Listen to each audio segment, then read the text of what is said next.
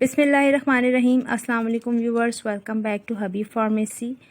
उम्मीद है आप सब खैरियत से होंगे। आज का रिव्यू और आज का टॉपिक हमारा बहुत ही ज़्यादा इन्फॉर्मेटिव है, जो कि है विटामिन डी की डेफिशिएंसीज वाले पेशेंट के लिए। यानी वो हमारे पेशेंट जो विटामिन डी की डेफिशिएंसी में मुब्तला हैं और जिनकी डेफिशिएंसी बहुत ज़्यादा तेज़ी से बढ़ती जा रही है, तो उनको परेशान होने की बिल्कुल भी ज़रूरत नहीं है। सबसे पहले तो मैं आपको ये बताती चलूँ, आज का जो हमारा रिव्यू है वो है सनी डी कैप्सूल्स का। सनी डी कैप्सूल्स हैं, सॉफ्ट जेलेटिन कैप्सूल्स हैं। एक पैक में एक कैप्सूल होता है।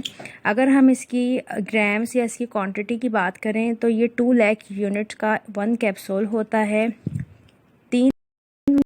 3 महीने का ये कोर्स होता है, यानी 15 दिन में आपने एक कैप्सूल इनटेक करना होता है।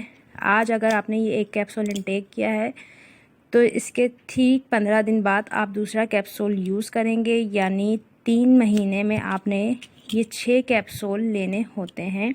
एक कैप्सूल के बीच में 15 दिन का आपने टाइम पीरियड लाजमी रखना होता है, क्योंकि इसमें जो क्वांटिटी है इसकी वो 2 लाख है, यानी एक कैप्सूल सॉफ्ट जेलेटिन कैप्सूल में 2 लाख यूनिट्स पाए जाते हैं। ये उन पेशेंट्स के लिए डॉक्टर रिकमेंड करते हैं जिनमें विटामिन डी की डेफिशिएंसी से होने वाले ऑस्टियोप्रोसिस, यानी हड्डियों की वो बीमारी जिसमें हड्डियां भुरभुरी और कमज़ोर होना शुरू हो जाती हैं। ऑस्टियोप्रोसिस वाले पेशेंट में हड्डियों का भुरभुरापन हो जाना, इसके अलावा आर्थराइटिस का हो जाना, यानी वो पेशेंट जिनको गठिया का दर्द बहुत तेज़ी से बढ़ता है, जिसकी वजह से उनकी हड्डियां खुलना शुरू हो जाती हैं, मुड़ना शुरू हो जाती हैं। पेशेंट को मूवमेंट में बहुत ज़्यादा तकलीफ़ होती है, हड्डियों में बहुत ज़्यादा दर्द रहता है, बहुत ज़्यादा पेनफुल और स्वाइलेंट जॉइंट्स होते हैं, यानी घुटनों पे सोजिश, नी में आपके यानी घुटनों पे सोजिश, इसके अलावा एल्बो पे आपके बहुत ज़्यादा पेन रहती है, फीट्स आपके एनी टाइम सॉइल रहते हैं। तो उन पेशेंट को डॉक्टर रिकमेंड करते हैं ये फ़ौरन ही आपके जो ऑस्टियोप्रोसिस की वजह से हड्डियां भुनना शुरू हो जाती हैं, उस प्रोसेस को ये फौरी तौर पर कम कर देता है। यानी इसके इस्तेमाल से एकदम आपके विटामिन डी की डेफिशिएंसी को पूरा करता है, पेशेंट के होने वाली डेफिशिएंसी को दूर करता है।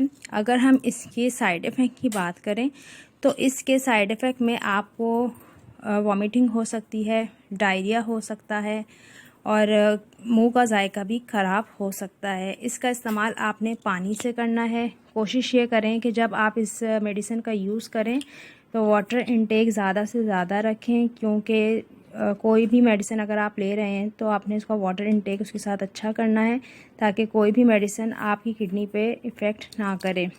और आपको जैसे कि मैंने बताया कि 15 दिन के वक्फे से एक कैप्सूल लेना है।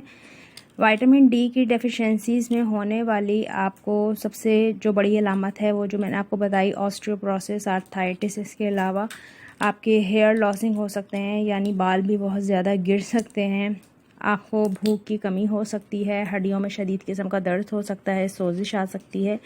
ये इसके सिम्टम्स हैं जो हो सकते हैं। अगर आपको इस तरह के कोई भी सिम्टम्स हो रहे हैं तो फ़ौरी तौर पर अपने डॉक्टर से रुजू करें, डॉक्टर के मशवरे से करें। हबीब फार्मेसी का काम है आपको मेडिसिन की इंफॉर्मेशन देना, आपको मेडिसिन के इफ़ेक्ट बताना, साइड इफ़ेक्ट बताना।